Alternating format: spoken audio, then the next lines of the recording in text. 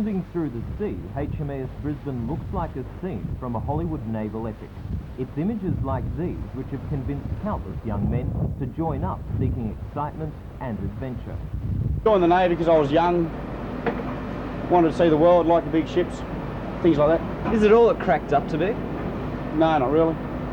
It's hard work, a little bit of pay. Pay in the Navy is reasonable. It is not good. I wouldn't consider it good, considering the hours that the guys put in. The hours and the conditions under which they have to work. They live in very, very cramped conditions on board these ships. It's quite often uncomfortable. They put in exercises, they'll put in 12 to 14 hours a day. Then there are compensations in that they do get trips away. They do visit an awful lot of places around Southeast Asia, the Indian Ocean. And although these are becoming less and less, they're still a great attraction for the people who join the Navy, and I think that's why a lot of people do join. Working on the HMAS Brisbane can be uncomfortable. The ship is tall and narrow, making it roll heavily in high seas. Oh, it affects the day-to-day running of events quite a lot. It makes people very tired, just having to wedge themselves in a position to do any work. You're always hanging on, so you're always tensed up, you're always fighting against the roll of the ship just so you can do your job. Even the normal things of just sitting down having a meal, at times it gets so rough that even in this compartment we couldn't sit down and eat. There's been times when we've all been sitting around the floor having to eat our meals out of cups or bowls, things like sort of beef stew and rice. And in fact there was one occasion where there were two of us sitting alongside the bar there, hanging onto the bar rail, and suddenly the whole front of the bar came away and we ended up on that side of the compartment with the bar on top of us and cans of drink and glasses and everything else. The ship will roll through 45 degrees. Seasickness affects more than half of the crew at some time or another. It means that eating one of the 4 daily meals in the cafe can be a real adventure. We lose a lot of food, but we don't get seasick. We get sick of losing the food. And I suppose that in rough weather people eat less? Yeah, they do. Spend half the time in bed. And a bed is not always comfortable either. In these transporters, 81 men sleep 3 months high. Weeks at sea can make any ship, even one as big as the Brisbane, seem very small. In the little free time that they have, sailors do their best to relax. Although they work hard, they also play hard. One of the favourite activities is sport, weight training, running, aerobics, even rugby. There are also a few areas to sit and relax. The chief petty officers have their own mess, and the seamen use the cafe for reading and contemplation. Whatever the problems associated with being at sea, most Navy seamen will tell you it is a good life.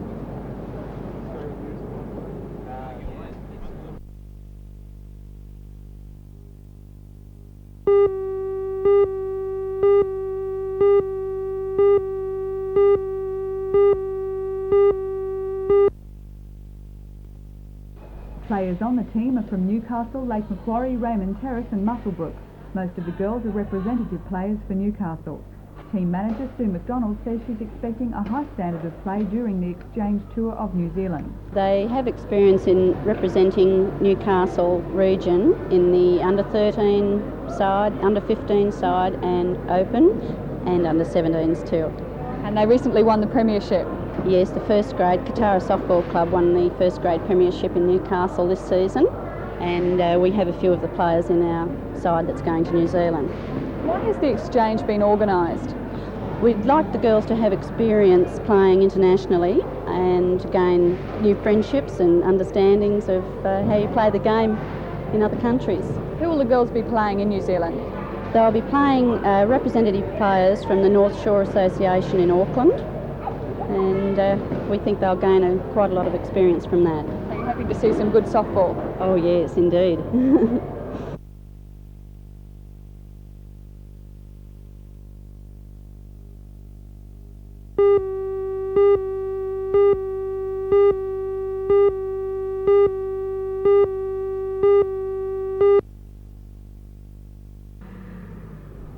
This 40-year-old vehicle has journeyed an interesting life. It was sent to Hong Kong from England before the Japanese takeover and was then used solely for military transport. Its motor is from British material, with the plane made in Hong Kong where it served the Royal Korean commercial transport. The bus weighs nearly 10 tonnes and seats 106 passengers. Its official name is the Hong Kong Dragon, and special features such as these signs make it a unique purchase. The Hunter Transport Museum has now added this relic to their valuable collection, and in September they hope to make it a part of the 50th anniversary celebrations of government transport in Newcastle. Secretary of the museum, George Baker, described some of the vehicle's special features. What are you going to use it for straight away? We'll store it first. Bus of its type outside of Hong Kong, and the Chinese government have said there will never be any more come out. There are only 2 buses such as this in Hong Kong to start. We have one, the other the Chinese will keep. It's got a couple of unique features. The motor used to be a tank motor. The bus was built in 1946 primarily from war parts. Well, the bus is nearly 40 years old. What type of condition is it in? For its age, it's in excellent condition. Very little rust. In fact, it came off the route just before we acquired it.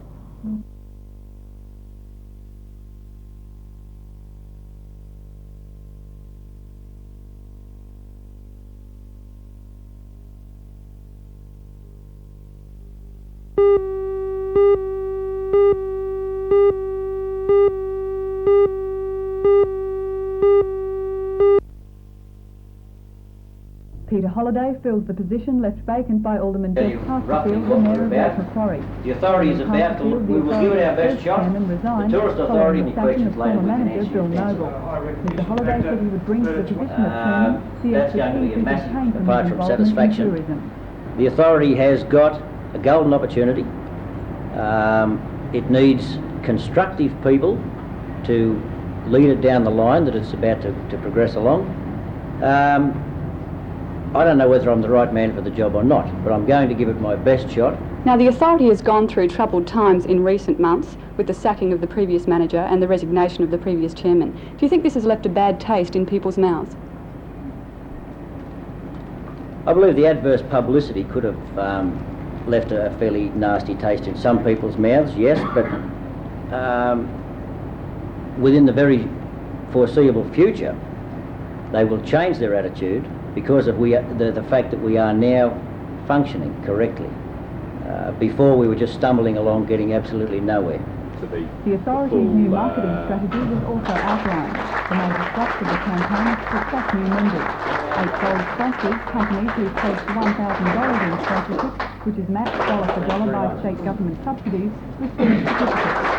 A series of television and radio commercials featuring cricketer Bob Holland and President of the Newcastle Industry, Peter Evans, were also launched. Mr Holliday said the campaign is the first step in a multi-stage promotion of the Hunter. We're going to chase members aggressively. When we get the members, we are going to definitely give them value for money.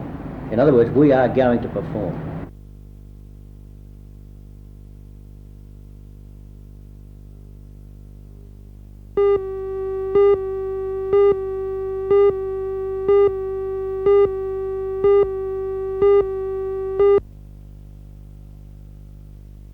The home team will be looking for supporters. That vocal encouragement can make the difference between winning and losing, and a good start is vital. The team includes the cream of young talent within the area and is led by up-and-comer Steve Kibble, Glenn Ryan back home and with NBL experience, Graham Reid, Gordy Davidson, Brian Dick, who stands out, and former youth leaguers Alan Millwood and Peter Hogg, and former state under-18 coach John Hoyle.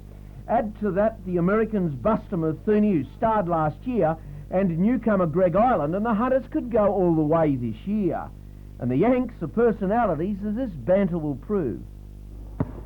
Hi, I'm Buster from the Park Royal Hunters. This is me mate Greg Ireland. We call him Ice. I thought we played for the Falcons. No. We play for the Park Royal Hunters, mate. Oh, fast, flying fun and entertainment for the whole family? Fast fun who? How do you say that? Fast, flying fun and entertainment for the whole family. Hey, why do they call you Ice anyway? Because I'm cold as ice and I'm twice as nice. Hey, I like that, Greg.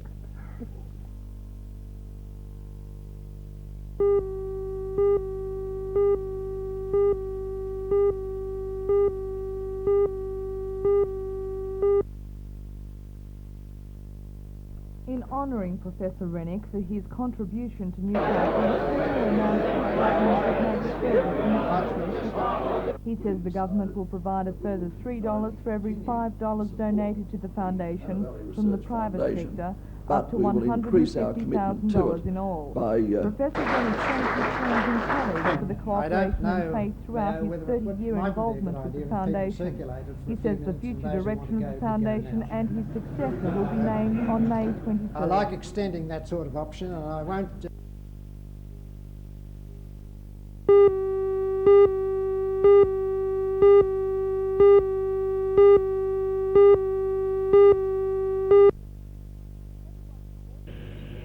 Everyone who bought tickets in the Chance of a Lifetime Art Union number 2 should be very proud of that total raised, $569,956. But of course there can only be one winner, and this is how 16-year-old Rhonda Cruikshank, her mother Val and father Bill reacted to the news of her win this evening. Hello?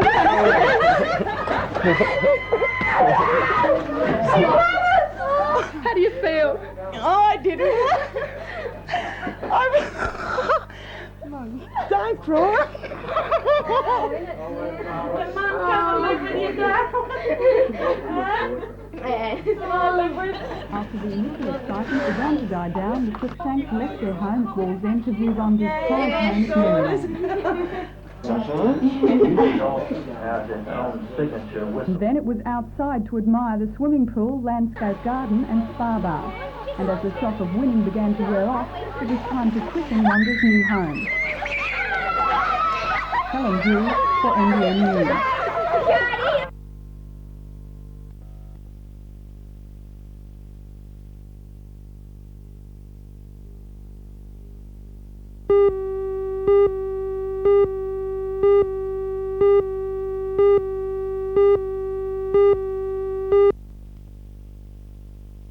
It was an exciting moment for everyone who bought tickets in the Chance of a Lifetime Art Union number 2.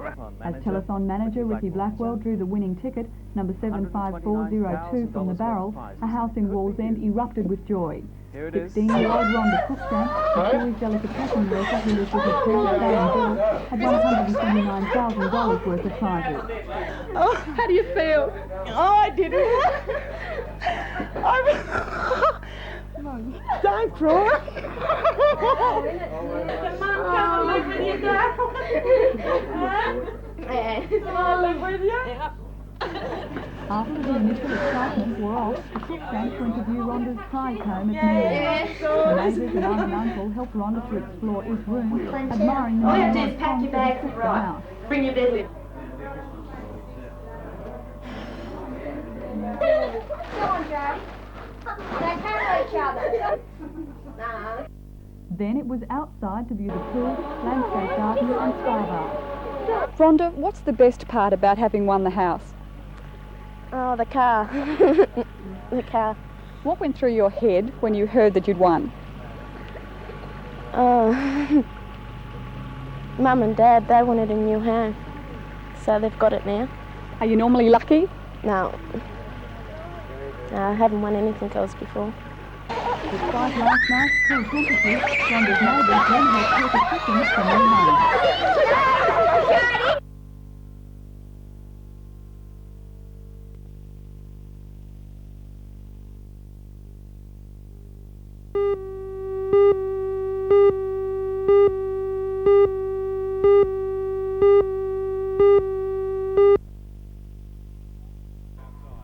The Falcons won 2 of their 3 matches, including this clash with highly rated Nunawading 107-89. They also beat the Hobart Devils 93-89, but lost in the last seconds to St Kilda 129-128, in which Davies set a new National Basketball League record of 13 three-pointers in his tally of 47 points. The Falcons now have a record of 4 wins and 2 losses from their 6 outings. Jim Bateman also had his usual good games, and Mike Johnson, American Scott Horrell and Stuart McAway also shone out. The Falcons now have a rematch with Hobart at the Broadmeadows Stadium this coming Saturday night.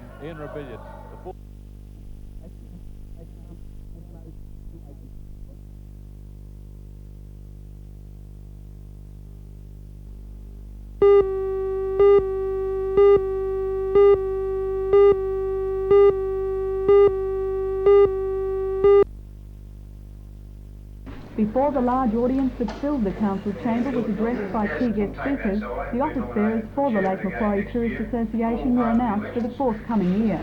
A simple matter as the association's chairman, Robert Hertog, said the existing committee would remain unchanged. Mr Hertog went on to describe the association's role during the past 12 months, including its promotional activities. A general briefing on tourism in the state was provided by the General Manager of the New South Wales Tourist Commission, Paul Crombie. He said New South Wales is lagging behind other states in tourism, although the setting up of the Commission shows the government's growing willingness to recognise its importance. Mr Crombie said the Commission will continue to provide funding for appropriate projects. This has been done in the past on a dollar-for-dollar basis. In what dollars have been raised in the regions, the Commission or the previous Department of Tourism matched on a dollar basis. And there has been a tremendous amount of good work done in that respect. A lot of dollars have been spent, and we believe that we can make that even more effective by bringing that under a corporate umbrella. A number of possible projects for Lake Macquarie were also discussed at last night's meeting, including a proposal to establish a 707 aeroplane as a tourism office. The association's chairman, Robert Hertog. We hope to establish a tourist drive right throughout the city this year, which will take in the Wadigan Mountains, right around through Swansea, up around the northern part of the lake and down the western side. We'll be establishing tourist signposting and material to go with that to complement the drive. What about the proposal for a 707, which seems to have grown in the course of the evening to a 747? Well, one of our members has been saying that we need something very significant that people can come to the lake and talk about, and the locals will come and look at it. He has suggested we have a 707 in a vacant spot in the lake. Now he thinks a 747 would be better to turn into an information centre, a restaurant and a odds and ends shop.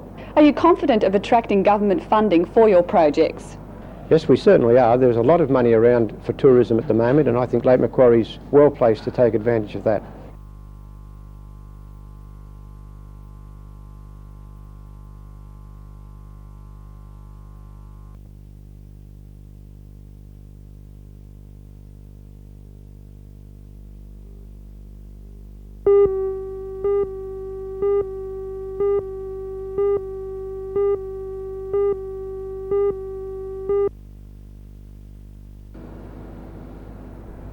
The camp at the Sport and Recreation Centre at Myuna Bay began on Sunday, and since then those participating haven't stopped. More than 80 athletes have gathered together from as far away as Armidale, Taree, Woolgoolga, Coffs Harbour and Sydney. 4 major teams have been formed. Named after their leaders, they include Maureen's Menacee, Yvonne's Wokel, Shaw's Sadsack and Fuller's Puffers. They're competing over the week-long camp for the highest point score in events such as cross-country running, orientation, grass skiing and bike riding. A triathlon which will include BMX bike riding, running and kayaking is planned for Friday. This event shown here is known as an obstacle course. Both boys and girls were racing over tyres, ladders and through tunnels to see who would be the first to make it back to the start. Tim Patterson is from Newcastle. He's been in the Little Athletics Club for 3 years and told me what he liked best about the camp. You meet new people and more friends. Right, and are you missing school? You want to go back? No.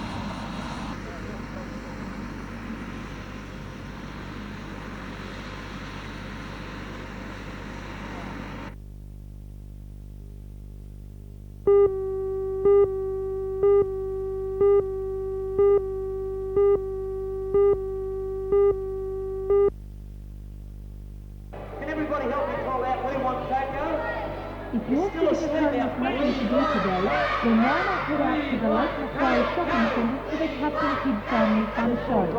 You'll be entertained by Andy the Pirate, Coco the Clown, and Captain Kidd himself will be there. There's lots of music and competitions such as balloon blowing and dancing for you to enjoy. One of the big attractions is the gorilla, which you can help to recapture. The shows are on at 11 o'clock and 1 o'clock, and there's an extra show tonight at 6 p.m. Meanwhile, the children at the Progress Hall at Elmore have been having a wonderful fun time, joining in all the activities at the YMCA Vacation Care classes. All the girls and boys have been playing games and having lots of fun. A special treat was horse riding. For those who had never been on a horse before, it was a great chance to try out their skills. Don't forget that there are lots of places for you to go to next week. So ask Mum to bring up and book you into the classes.